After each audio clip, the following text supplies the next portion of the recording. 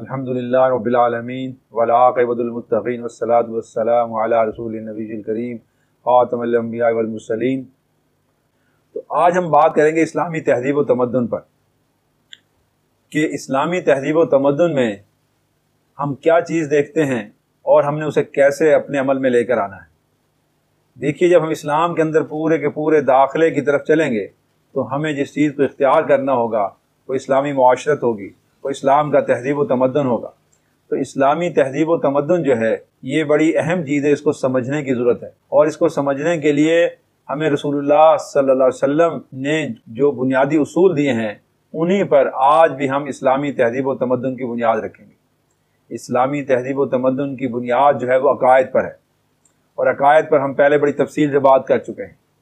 جب ہمارا عقیدہ توحید، عقیدہ رسالت، عقیدہ آخرت مضبوط ہوگا تو ہم اسلامی تہذیب و تمدن کو اختیار کر سکیں گے۔ تو اسلامی تہذیب کی پہلی بنیاد، یہ پہلا عنصر جو ہے وہ عقائد ہیں۔ ان عقائد کے بعد ہیں پھر معاملات، اور ان معاملات کے اندر ہم نے رہائش، لباس، خوراک، لوگوں سے ملنا جلنا، اٹھنا بیٹھنا، خوشی میں شریک ہونا یا کسی کے غم کی حالت میں اس کے پاس جانا، افسوس کے لیے جانا، اور اسی طرح سے شادی بیاہ کی تمام رسومات اور فوت ہونے کی تمام رسومات جو ہیں وہ اس میں شامل ہیں۔ اسلامی تہذیب و تمدن کا جو دائرہ کار ہے وہ انسان کی پوری زندگی کے ارد گرد ہے، اور ایک مسلمان کے لیے انتہائی ضروری ہے کہ وہ اپنی زندگی کو اسلامی تہذیب و تمدن کے مطابق گزارے اور اسلامی تہذیب کی تشکیل کے لیے بھی جدوجہد کرے۔ اگر وہ فرد اکیلا ہے یا وہ ایسے معاشرے میں رہتا ہے جہاں پر اسلامی تہذیب و تمدن نہیں ہے تو وہاں پر اس فرد کی ذمہ داری ہے کہ وہ کوشش کرے گا کہ اپنے ارد گرد کے ماحول کے اندر، اپنے گھر کے اندر، اپنے محلے کے اندر، اپنے ملنے جلنے والوں کے اندر، اپنی خوشی کے اندر، اپنی غمی کے اندر جو ہے وہ اسلامی تہذیب و تمدن کی ان بنیادی اصولوں کو لائے گا۔ تو اگر ہم اسلامی تہذیب کو اپنے معاشروں میں لے کر آئیں اور اپنے معاشروں کو اسلامی تہذیب و تمدن کے مطابق استوار کر لیں تو ہمارے آج کے سارے مسائل حل ہو سکتے ہیں۔ ہم 100% راحت، آرام اور سکون کی طرف جا سکتے ہیں۔ دیکھیے، اسلامی تہذیب سب سے پہلے جس بات کی بنیاد رکھتی ہے وہ ہے کہ انسان معاشرے کے اندر اپنے رہن سہن کو ٹھیک کرے۔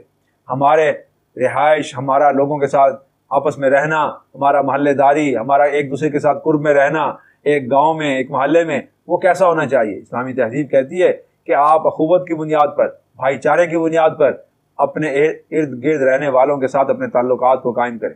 آپ کے ہمسائے آپ سے خوش ہوں، اور آپ کے گھر اور آپ کے راستے صاف ستھرے ہوں۔ آپ جو ہے اپنے گھر کو بھی صاف رکھیں اور اپنے گھر کے باہر کے راستوں کو بھی، محلوں کو بھی صاف رکھیں۔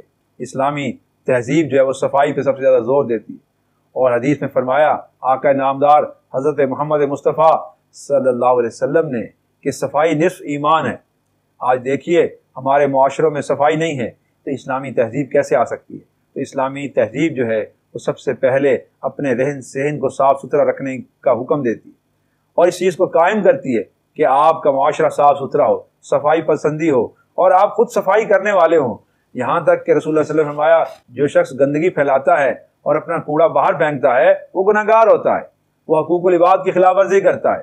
تو اس لیے ہمیں چاہیے کہ ہم اپنے گھروں کو صاف رکھیں اور اپنے گھر کا کوڑا بھی باہر نہ پھینکیں۔ اسلامی تہذیب میں اپنے گھر کا کوڑا باہر پھینکنا گناہ ہے، اور اپنے ارد گرد کے ماحول کو صاف رکھیں۔ اسی طرح سے اسلامی تہذیب کے اندر جو ہمسایوں کے حقوق کا خیال رکھنا ہے، اور آپ کے ہمسائے آپ کے ساتھ اچھے رہن سہن کے ساتھ ہوں، آپ ان سے اچھا تعلق ہو، یعنی آپ ان کے ساتھ اچھے اخلاق سے پیش آئیں، خوش اخلاقی سے پیش آئیں، ان کے ساتھ آپ کا ملنا جلنا اچھا ہو، ہمسائے آپ سے خوش ہوں، نہ یہ کہ آپ کے رویے سے وہ ناراض ہوتے ہوں یا ان کے لیے مشکلات پیدا ہوتی ہوں۔ یعنی ہمسایوں کے ساتھ اچھے تعلقات قائم کرنا یہ اسلامی تہذیب ہے۔ اور پھر اسی طرح سے جب آپ مسجدوں میں جائیں، نماز کے لیے جائیں تو آپس میں لوگوں کا آپ سے میل جول ہو، السلام علیکم کہیں۔ یہ اسلامی تہذیب کا شعار ہے کہ آپ مسجد میں جائیں، السلام علیکم کہیں، ان کا حال پوچھیں، ان کی طبیعت کے بارے میں معلوم کریں، اور ان کی مشکلات کے بارے میں آپ کو علم ہونا چاہیے کہ کس کی کیا ضرورت ہے، کیا حاجت ہے، اور یعنی آپس کے اندر آپ کا میل جول ایسا ہو، معاشرتی تعلق ایسا ہو، سماجی تعلق ایسا ہو کہ مسجد جو ہے وہ اللہ کا گھر ہے، لیکن مسجد عبادت کے ساتھ یہ اسلامی تہذیب کا شعار ہے۔ اور مسجدیں بھی ہم صاف ستھری ہوں، یعنی نیٹ اینڈ کلین ہوں اور خوبصورت ہوں، لیکن آج آپ دیکھیں مساجد کے اندر صفائی کا وہ انتظام نہیں ہوتا جو کہ معاشرے کے اور حصوں میں ہوتا ہے. کسی آپ اچھے 5 اسٹار ہوٹل پہ چلے جائیں وہاں زیادہ اچھی صفائی ملتی ہے اور مسجد اس کے واش روم جو ہے وہ صاف نہیں ہوتے. اس لیے ہمیں چاہیے کہ ہم مسجد اور اس کے ارد گرد کے ماحول کو بھی صاف رکھیں اور وہاں پر میل جول بھی کریں, ایک دوسرے کا حال معلوم کریں اور ان کے ساتھ ہم ہمدردی اور پیار اور انس کے ساتھ ان کے ساتھ اپنے تعلق کو قائم کریں.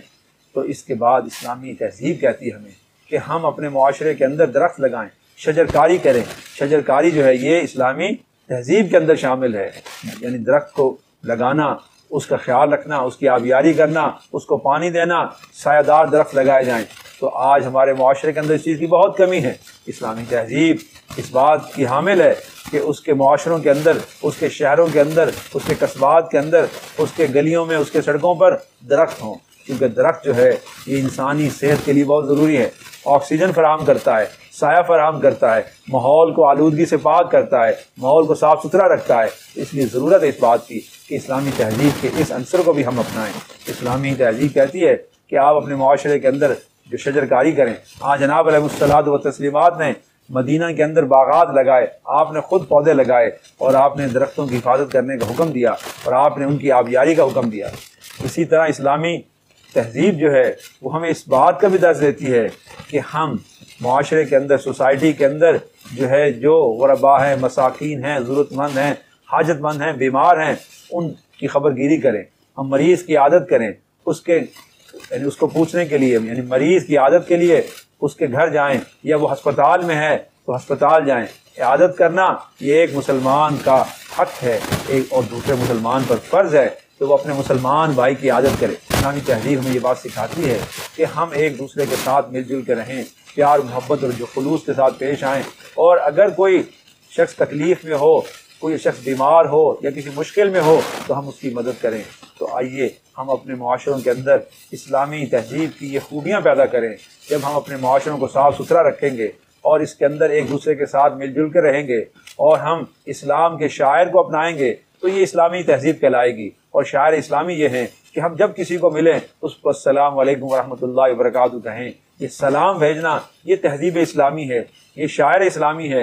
اور جب آپ کسی پہ سلام بھیجیں گے تو اس سے اس کے دل کے اندر آپ کے لیے نرمی پیدا ہوگی, آپ کے لیے پیار و محبت پیدا ہوگا اور وہ آپ کے ساتھ تعلقات کو بہتر بنائے گا. تو آئیے ہم اسلامی تہذیب کی ان بنیادی چیزوں کو سمجھ کر اس پہ عمل کرنے کی کوشش کریں.